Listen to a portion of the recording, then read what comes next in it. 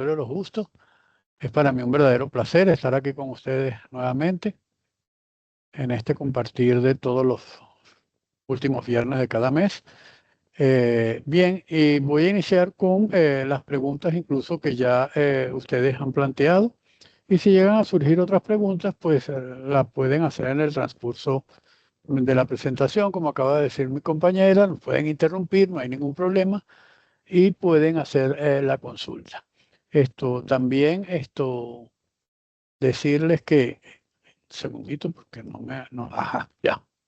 También decirle, bueno, voy a preguntar ahorita, primero si se me escucha bien, si se está viendo mi pantalla, esto solo para efecto de asegurarme. Buenos días, Está, sí, señor José. Sí se le escucha y sí sí, se le ve. ok, perfecto, muchísimas gracias. Bien, entonces, bueno, pues bienvenidos a Lo Justo. Como ya se dijo, mi nombre es José Luis Rosales. También iba a presentar el señor Juan Velasco. Desafortunadamente tuvo una emergencia, pero sí, el área pueden ser fuertes en sus preguntas en cualquier área, porque no es que yo las pueda responder, pero sí hay expertos de diferentes áreas que están asistiendo y que me podrían ayudar si la pregunta no la pudiera responder yo relacionada al área física. Muy bien. Entonces, entre las preguntas importantes que existieron, era cómo saber si un equipo requiere calibración o verificación, ¿no? Y entonces, antes de iniciar en esto, antes de decir cómo saber si un equipo requiere verificación o calibración, debemos comprender las definiciones que da el BIM, ¿no? Particularmente la definición en calibración. Y el BIM, la definición en calibración, no la voy a leer porque va a ser bastante fastidioso, pero esto la tienen allí, la podemos leer más adelante. Pero básicamente se trata de que la calibración la divide como un proceso en dos partes. Una primera etapa, ¿verdad? Donde compara el instrumento a calibrar con patrones. Y una segunda etapa que es el uso de la información obtenida en la primera etapa para ejecutar una medición. ¿Esto qué nos quiere decir? Bueno, que la calibración y la medición son procesos inseparables y trabajamos en lo mismo, trabajamos exactamente en lo mismo. Tanto la persona que calibra como la persona que mide, pues estamos trabajando en el mismo campo, ¿verdad? ¿Por qué? Porque la definición de calibración es eso. En una primera etapa comparo con patrones y en una segunda etapa uso la información de esa comparación para hacer mediciones. Teniendo eso en cuenta, es que una calibración y una medición no se pueden separar, pues evidentemente eso implica que antes de yo ejecutar mediciones, pues yo debería tener mi instrumento debidamente calibrado porque estoy usando esa información para ejecutar la medición. También es importante leerse las notas que existen en el mismo vocabulario internacional de metrología, que plantea una calibración puede expresarse mediante una declaración, una función de calibración, un diagrama de calibración, una curva de calibración o una tabla de calibración. Nosotros estamos acostumbrados a que agarramos un certificado de calibración y queremos ver la lectura del instrumento, lectura del patrón y la corrección. Y es así, en la mayoría de los procesos de calibración, así son las cosas.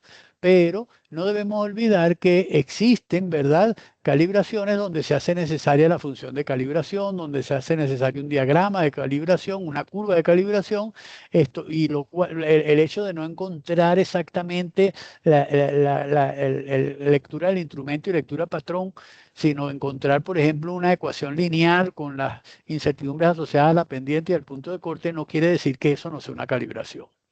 Conviene también, dice una nota, no confundir la calibración con el ajuste de un sistema, ¿verdad? A veces esto del ajuste es llamado autocalibración, así vienen los equipos, o sea, en los pHímetros, por ejemplo. Mira, ahí está la función cal y decimos erróneamente vamos a calibrarlo. Ahí lo que se está haciendo es que se está ajustando realmente, ¿verdad? Y se está ajustando y lo que nos está diciendo el equipo, en el caso de pH, por supuesto, es que, bueno, es saber si la pendiente está debidamente relacionada con su principio de funcionamiento, ¿verdad? La pendiente y el valor pH 7 que debería estar asociado a 0 milivoltios, ¿no? Y si cumple las ecuaciones correspondientes. Frecuentemente en una nota 3 se interpreta que únicamente la primera etapa de la definición corresponde a la calibración. Sí, evidentemente, vimos que la definición es una primera etapa comparación con patrones y una segunda etapa con medición. Y la misma nota del BIN nos dice, no, esto no son cosas separadas, son juntas y el proceso de calibración y de medición están estrictamente unidos. Por tanto, ya de ahí, de hecho, ya decimos, bueno, si yo quiero calibrar, si yo quiero medir, pues tengo que tener la calibración. Para también comprender cuándo involucra una calibración y cuándo involucra una verificación, debemos irnos igualmente a los conceptos, ¿no? La verificación, ¿verdad? Es una aportación de evidencia objetiva de que un elemento dado satisface los requisitos especificados. Es decir, si el instrumento realmente yo lo puedo verificar y ver que cumple con los requisitos especificados. ¿Cuáles pueden ser esos requisitos? Bueno, esos requisitos pudieran ser el error máximo permitido, pudiera ser la tolerancia, pudiera ser la tolerancia de mi proceso para saber si mi equipo se ajusta a mi proceso. En fin, pudieran ser diferentes tipos de tolerancias. Un ejemplo que da el sistema dice la confirmación de que el material de referencia declarado es homogéneo para el valor y el procedimiento de medida correspondiente. Esto está asociado a los materiales de referencia. Un segundo ejemplo dice la confirmación de que se satisfacen las propiedades de funcionamiento declaradas o los requisitos legales de un sistema de medida. O sea, las propiedades de funcionamiento pueden ser el error máximo permitido, pueden ser esto, si cumple con los requisitos, con una regla de decisión simple.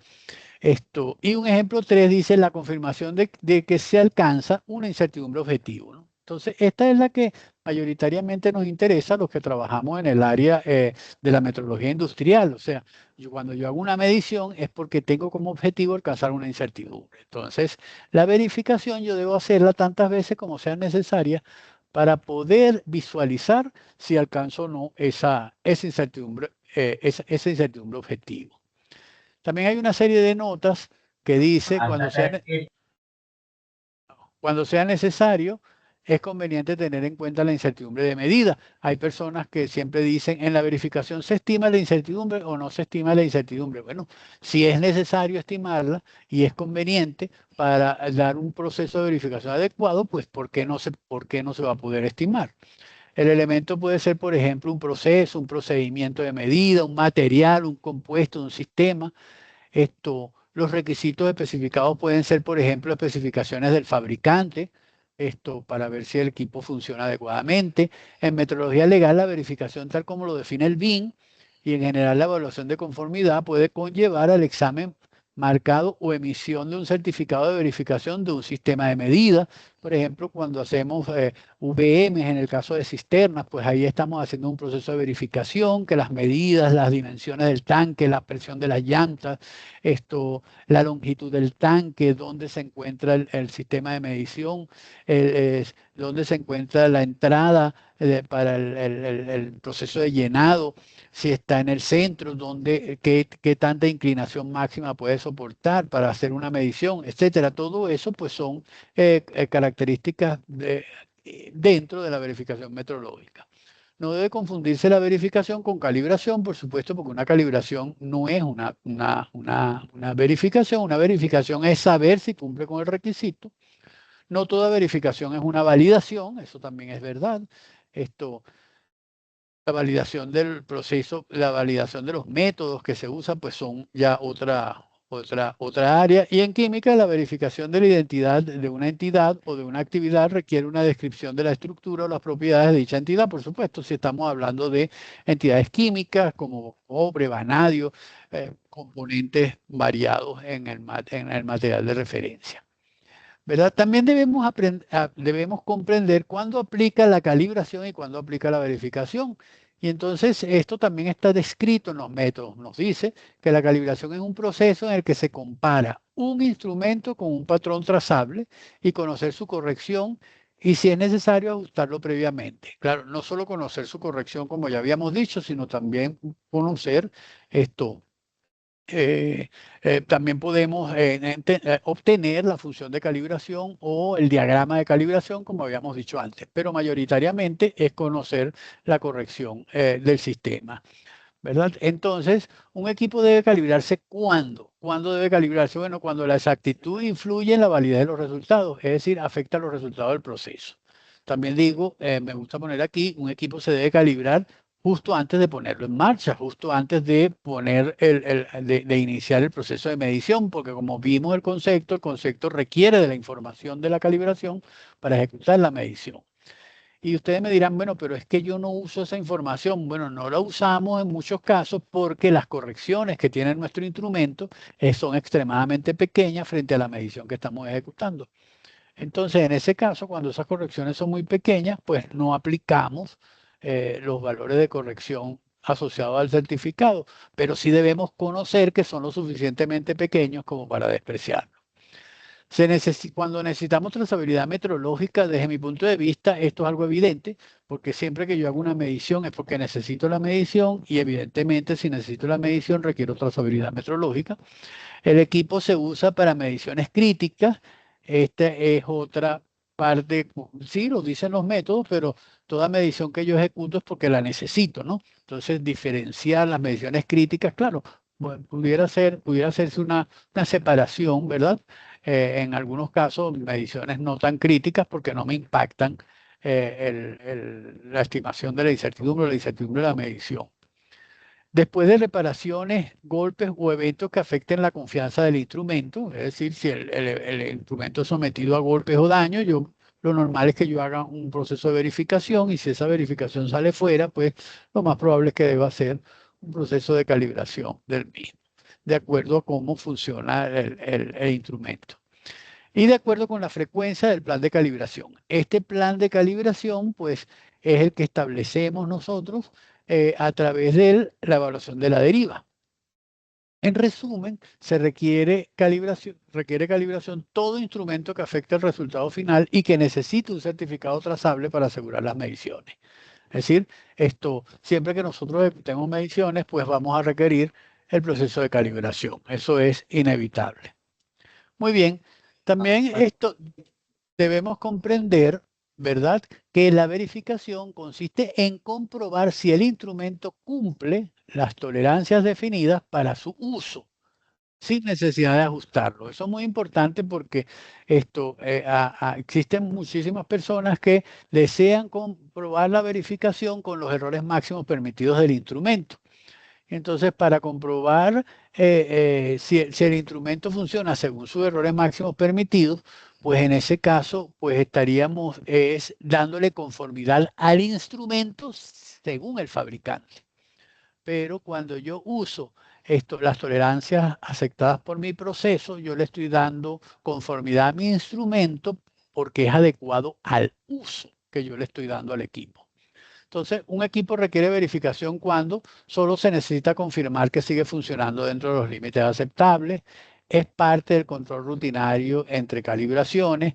La norma y el uso comercial así lo exigen.